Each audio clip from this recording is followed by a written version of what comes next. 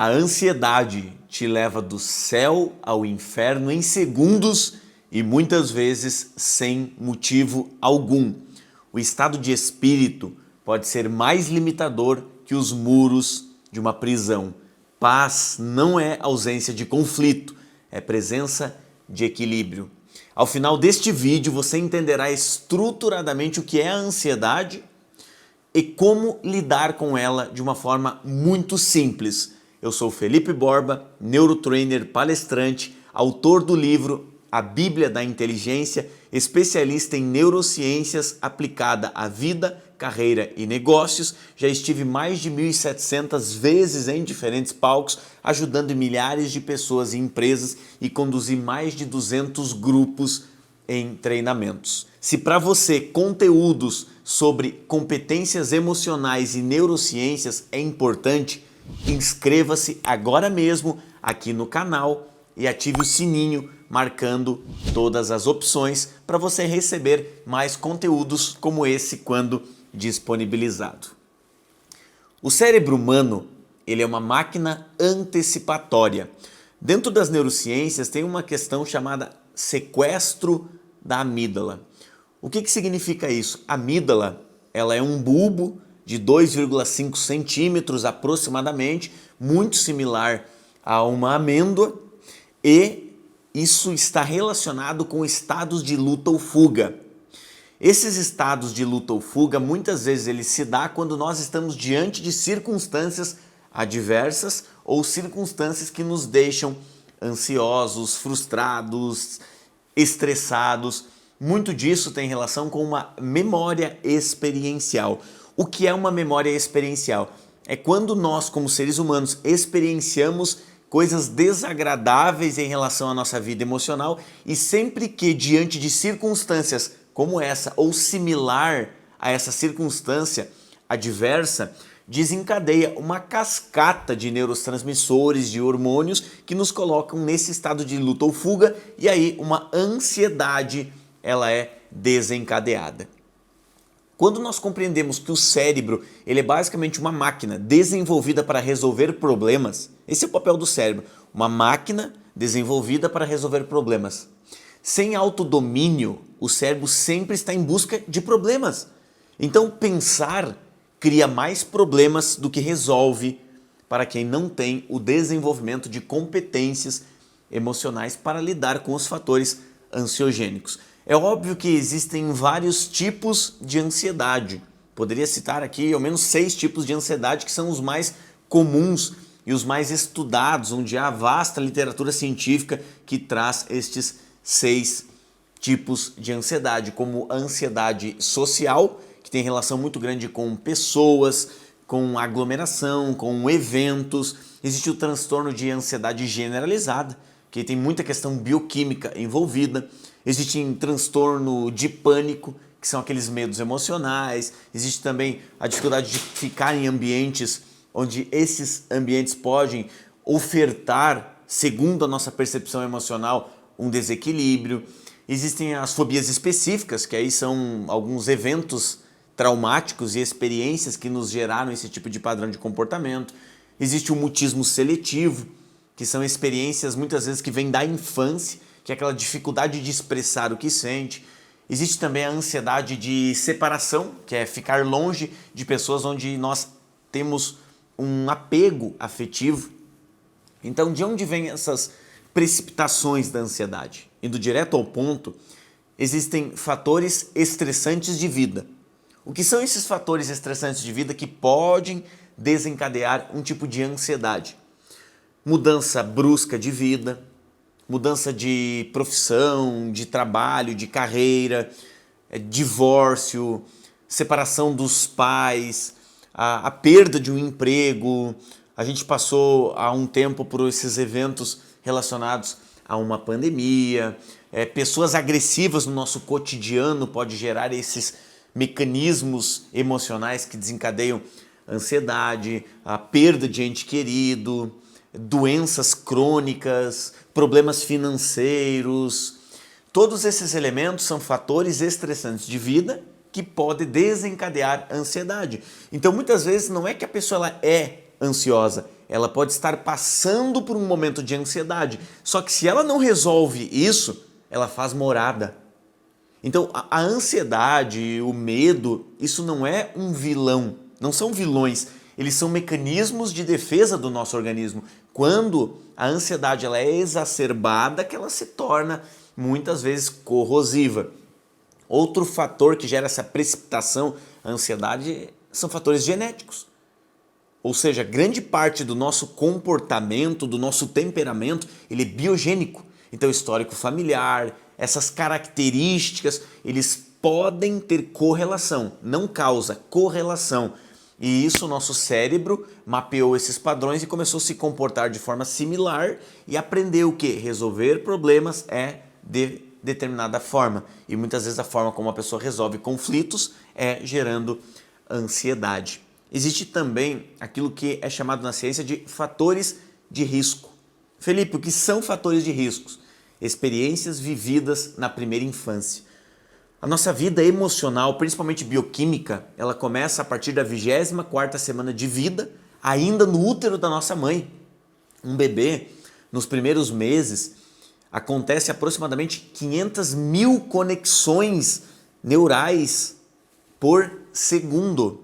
Isso significa que nós estamos mapeando o universo em que vivemos antes de termos desenvolvido o córtex pré-frontal. Córtex pré-frontal é a área racional do cérebro, responsável por capacidade de raciocínio lógico, pensamento sistêmico, tomada de decisão. Então não foi desenvolvido. A criança ainda não tem isso, mas toda uma vida emocional, os seus impulsos, as suas experiências, aquele processo todo, ele é construído ainda quando bebê, na primeira infância, tudo isso acontece e vai criando o nosso perfil emocional. Existe um outro elemento que chama alta inibição comportamental. O que significa isso? É quando a pessoa ela não compreende e não externaliza os seus sentimentos. O que é um sentimento, Felipe? É quando você compreende uma emoção racionalmente. É quando você começa a entender que emoção você está sentindo. Emoções, elas não são nem boas nem ruins. Elas são informações. Então uma emoção é uma informação. Eu tenho que começar a aprender a interpretar as emoções que eu estou sentindo. Tem um vídeo que eu falo sobre analfabeto emocional aqui no canal. Você também pode assistir esse vídeo sobre analfabeto emocional, porque quando nós muitas vezes não identificamos o que estamos sentindo, por que estamos sentindo, como aquilo é desencadeado, é muito comum nós vivemos reféns de determinadas emoções corrosivas e acaba gerando essa alta inibição comportamental. Então eu não compreendo o que estou sentindo e além de não compreender, eu não externalizo. Então eu vou guardando. Se eu vou guardando, chega um momento que isso acaba explodindo na minha vida. Assim como nós podemos treinar os nossos músculos, cérebro e habilidades específicas, nós podemos também treinar as nossas reações que são desencadeadas das nossas emoções para então conseguirmos vivermos uma vida muito mais equilibrada.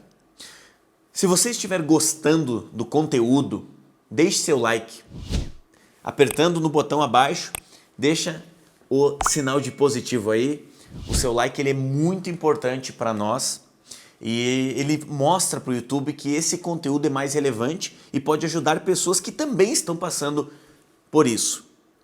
Existem outras causas da ansiedade e ao final desse vídeo eu quero trazer princípios simples para você lidar com a ansiedade do ponto de vista comportamental. É óbvio que eu sempre sugiro que as pessoas busquem algum tipo específico de terapia com um psicólogo. O psicólogo pode perceber que é necessário a pessoa ter que passar por uma questão mais psiquiátrica, alguma questão mais voltada para um processo mais fármaco, então nem sempre é necessário. Muitas vezes a psicologia é capaz de te ajudar fortemente nisso. Por isso que eu sugiro, tenha um psicólogo o qual você possa confiar e o qual você possa estar envolvido, sempre se desenvolvendo emocionalmente. Em alguns casos específicos, isso transcende até mesmo para a psiquiatria. E eu sempre digo, tenha um psicólogo para não precisar do psicólogo.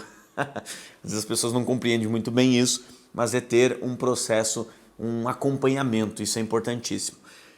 Quais são outras causas da ansiedade? Existe também aquilo que nós herdamos, herdabilidade. O que eu quero dizer com esse termo? Estima-se que entre 30% a 50% da ansiedade pode ter um processo hereditário, pode ter um processo com o ambiente que nós estivemos inseridos ao longo da nossa vida. Tanto que o ambiente, ele modela muito do comportamento do ser humano. Nós, como seres humanos, buscamos corresponder às expectativas de um determinado ambiente para ter o pertencimento, que é uma necessidade social. Acontece que, mesmo que entre 30% a 50% da ansiedade pode ter esse processo mais biogênico, hereditário, é possível sim nós vencermos isso. Nós não somos reféns da nossa hereditariedade, nós podemos resolver isso.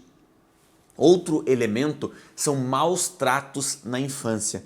Então esse mecanismo de defesa do cérebro da pessoa, ele é muito mais aguçado. Ele liga o sistema de luta ou fuga de uma forma muito mais rápida diante de circunstâncias adversas ou diante de pessoas ou uma série de outros fatores. Então esses maus tratos podem ter desencadeado alguns processos ansiogênicos. Castigos físicos também na infância, os pais não saberem como filtrar a forma de educar corretamente um filho e acabar levando isso para um nível de agressividade. O histórico familiar de transtornos mentais, baixo nível socioeconômico que pode fazer com que a pessoa não tenha muito acesso à informação e a determinados recursos que podem auxiliá-la a desenvolver uma saúde mental, um equilíbrio emocional, o estilo parental superprotetor, aqueles pais superprotetores que não dão basicamente um momento para o filho conseguir resolver os próprios problemas. Um outro ambiente excessivamente rigoroso ou autoritário, temperamento inibido, que pode gerar um tipo de fobia social. Temperamento inibido é a pessoa não poder se expressar, é timidez. Tudo isso acaba desencadeando processos bioquímicos que pode gerar ansiedade. Indo para o bloco final deste conteúdo, eu quero trazer algumas formas simples para você lidar com isso. Eu quero convidá-lo agora para compartilhar com as pessoas que você gosta desse conteúdo. Eu tenho certeza que ele pode ajudar muitas pessoas. Muitas pessoas podem se beneficiar desse conhecimento que está aqui e você pode compartilhar com mais pessoas. Esse é o convite que eu tenho para você. Então agora no bloco final, o que eu quero que você faça para você dar o primeiro passo na direção comportamental de vencer a barreira da ansiedade exacerbada? Eu quero convidá-lo a pegar uma folha de papel e mapear quais são os fatores ansiogênicos em sua vida. Clareza é poder. Quando você tem consciência, expansão de consciência, o Isaac Newton dizia: o que sabemos é uma gota, o que ignoramos é um oceano. O convite é que você mapeie, você tire um tempo e escreva quais são os fatores ansiogênicos em sua vida. O que significa isso? Quais são os momentos que te desencadeia ansiedade? Quando que você fica ansioso? O que acontece? Qual é o gatilho que dispara a ansiedade? É quando você está diante de um auditório? É quando você chega na sua casa e encontra determinado familiar? É quando você tem um problema a resolver? É quando você está muito estressado? É quando você tem a sensação de que alguma coisa dará errada? É quando você está procrastinando decisões importantes? Ou seja, eu quero que você faça uma lista de quais são os fatores ansiogênicos, o que te deixa ansioso. Você percebe, quando isso acontece, 99% das vezes me desencadeia processos bioquímicos que me deixam ansiosos. Eu quero que você escreva isso. Após escrever isso, é importantíssimo que você olhe para 4 elementos diante dessas circunstâncias. O primeiro é estado de presença. O que eu quero dizer com estado de presença? Toda vez que você perceber que esse gatilho, que esse elemento, que esse fator desencadeia ansiedade em você, você precisa de estado de presença. Você precisa antecipar cognitivamente, é uma reavaliação cognitiva do fator ansiogênico. Isso é uma nomenclatura técnica. O que eu preciso? Estado de presença. Quando você estiver diante dessa circunstância, antes de você entrar nesse fluxo de ansiedade, você tem que pensar: ok, para tudo, eu sei que isso é um fator que me gera ansiedade. O que eu escolho fazer cognitivamente, agora que eu sei que isso me gera ansiedade? E buscar minimizar o máximo possível isso. Um segundo elemento que está muito relacionado a esse item de estado de presença é que para eu vencer a ansiedade do ponto de vista comportamental, lembra que em alguns casos específicos você precisa de psicologia, psiquiatria, estou falando de comportamento. O segundo elemento é exponha-se em pequenas doses controladas para reconfigurar o medo.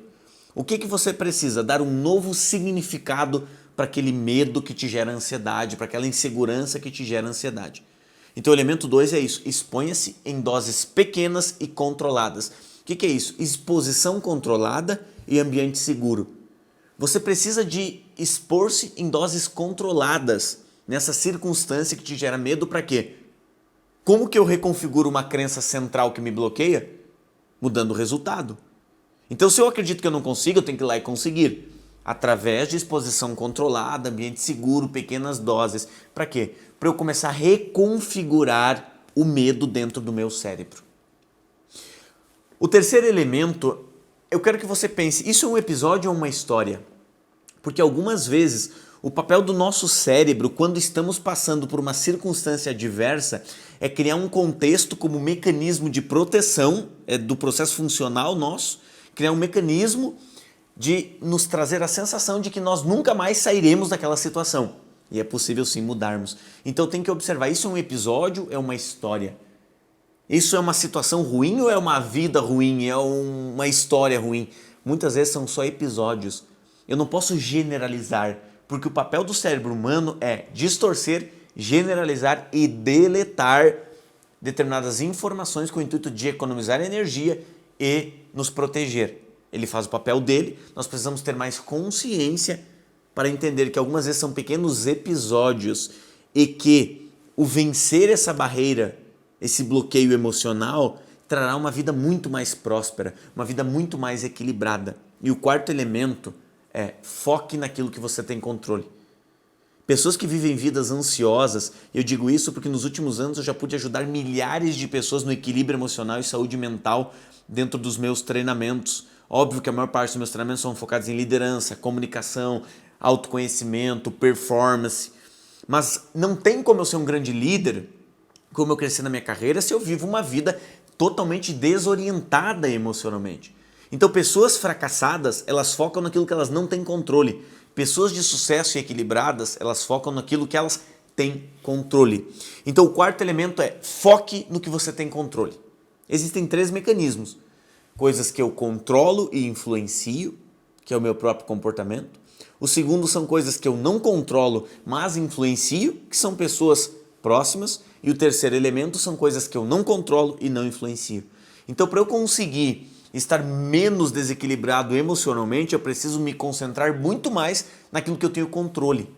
E isso vai mudar o jogo na tua vida. Um outro aditivo que nós podemos fazer nesse vídeo sobre ansiedade é o estilo de vida. Quando eu falo em estilo de vida, eu estou falando de atividade física. A atividade física ela está relacionada à liberação de determinados neurotransmissores, às questões hormonais que influenciam diretamente na qualidade emocional. A alimentação adequada é um elemento primordial. Antes nós falamos sobre a amígdala ou as amígdalas. Lembrando que quando eu falo de amígdalas aqui, eu não estou falando disso aqui. Eu estou falando de um bulbo de 2,5 centímetros que tem relação direta com o nosso sistema emocional. Fica aqui dentro dessa cachola. E esses processos alimentares inflamatórios fazem com que esses estados de inflamação crônica estão associados a atividades acentuadas nas amígdalas. Quanto mais estimuladas, maior é o estado de alerta mental, ou seja, maior é o estado de ansiedade, desencadeando cada vez mais esses processos. Então, todo alimento inflamatório é um fator de ansiedade fisiológica. Por exemplo, farinha, açúcar, glúten, os refrigerantes, doces, fast food. Então, evitar esse tipo de alimento e manter uma alimentação mais saudável uma alimentação mais rica em anti-inflamatórios, consultando o seu nutricionista, é essencial para o equilíbrio emocional. Algumas pessoas, por não possuir qualidade no sono, isso desregula totalmente o humor, aprendizagem, raciocínio, desequilibra todo o teu processo emocional. Tem um campo que chama psiconeuroendócrino-imunologia, que mostra que a qualidade emocional nossa está diretamente relacionada à nossa imunidade. Se você possui disbiose, você não consegue ter o mesmo equilíbrio emocional. Nós temos aproximadamente 85 a 95% da produção da serotonina, que tem relação, entre outras funções, com o bem-estar, é produzido no intestino. Então, algumas pessoas no seu estilo de vida, elas se automedicam, tomando anti-inflamatórios, entre outros medicamentos que podem afetar a saúde intestinal, a flora intestinal. Imagina o seguinte, você tem uma sala e nessa sala tem 200 pessoas. Dessas 200 pessoas, tem 10 delas que você não gosta. É isso que muitas vezes um anti-inflamatório faz, ele vai matar todas as bactérias. Só que nós temos aquilo que é chamado didaticamente de bactérias boas. 90% do nosso organismo é produzido e constituído de bactérias boas e as bactérias não tão boas assim. Então, quando a pessoa toma um anti-inflamatório, é o mesmo que ela não gostar daquelas 10 pessoas que está naquele salão com 200 pessoas. Então, quando ela larga uma bomba lá, o que ela faz? Ela mata todo mundo, tanto as pessoas boas quanto as ruins. Então, é muito melhor eu buscar o acompanhamento de um profissional, a consciência sobre isso, do que sair se medicando por conta própria. Tanto que hoje mostra o estudo sobre a relação do nosso intestino com o nosso cérebro, que se eu não tiver uma boa regulação, tanto na qualidade de vida quanto nas emoções, um elemento acaba afetando o outro elemento. Então nós temos que olhar para o ser humano como um todo e começar a observar quais são os pontos que eu preciso melhorar para dissolver os processos de ansiedade. Para finalizarmos, eu quero deixar uma frase que diz: você não afoga por cair no poço, mas por permanecer no fundo. Ou seja, você não vive uma vida desequilibrada emocionalmente por cair no poço, mas por permanecer lá. E o bom do fundo do poço é que não tem mais para onde descer. Então você precisará começar a subir. De onde veio esse conteúdo? Tem muito mais. Você pode assistir mais vídeos como esse em nosso canal clicando na tela aqui e nos vemos no próximo vídeo. A jornada está apenas começando.